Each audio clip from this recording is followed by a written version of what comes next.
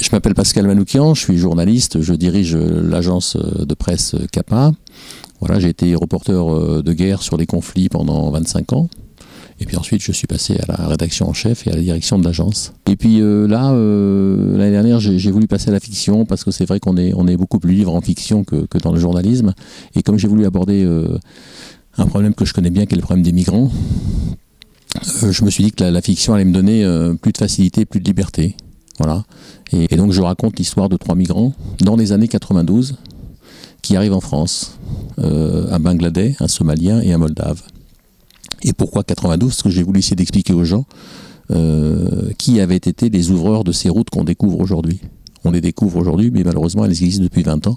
Fiction, ça permet de sensibiliser les gens. Je pense que c'est un bon imperméable, un bon imperméabilisant contre l'intolérance. Et en fin de compte, c'est ça l'idée, c'est de se dire que bien évidemment, dans la période qu'on vit, autant de migrants qui arrivent d'un coup, bien évidemment ça peut faire peur, mais il faut essayer d'expliquer ces peurs.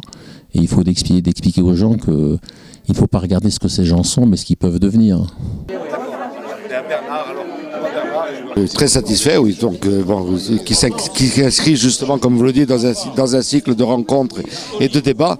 Donc le débat d'aujourd'hui avec M. Manoukian, avec Pascal Manoukian, était très intéressant. C'est des rencontres qu'on renouvelle régulièrement. Tous les 40 jours, on fait une rencontre à la bibliothèque. Je félicite à ce sujet donc Christine qui est l'organisatrice.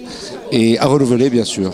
Match bien dans la culture, et d'autres événements sont d'ores et déjà inscrits, donc comme Artissima ou d'autres rencontres de ce type. Ces gens vont donc découvrir au cours du roman tout ce qu'on connaît aujourd'hui. Ils vont voir les premiers passeurs s'improviser passeurs, ils vont croiser les premiers groupes de djihadistes qu'on connaît aujourd'hui, Boko Haram qui existait déjà à l'époque. Se dire tiens, mais qui c'est tous ces types qui passent, il y a des convois, peut-être qu'on pourrait se faire un peu d'argent sur les convois, ça nous permettrait d'acheter des armes. Pascal est un de mes grands amis. Ce sont ces amitiés qui se forgent dans les rencontres des situations exceptionnelles. Et on a un parcours qui est un parcours parallèle. Ce n'est pas un parcours commun. Lui, il est photographe, témoin par son travail de photographe. Moi, je suis médecin humanitaire, témoin par mon travail de médecin. Mais il se trouve que les objectifs sont les mêmes. Un enfant blessé, il intéresse un photographe, surtout dans les conditions où il était blessé. Un enfant blessé, c'est le travail du médecin. Sur des terrains qui ne sont pas faciles, donc il faut y arriver sur ces terrains. Ce sont souvent des jours et des jours de marche. C'est échapper aux risques qu'on peut rencontrer également à tout moment. Voilà, l'amitié se forge. Et depuis 1984, ma rencontre avec Pascal, eh bien, nous nous sommes régulièrement vus.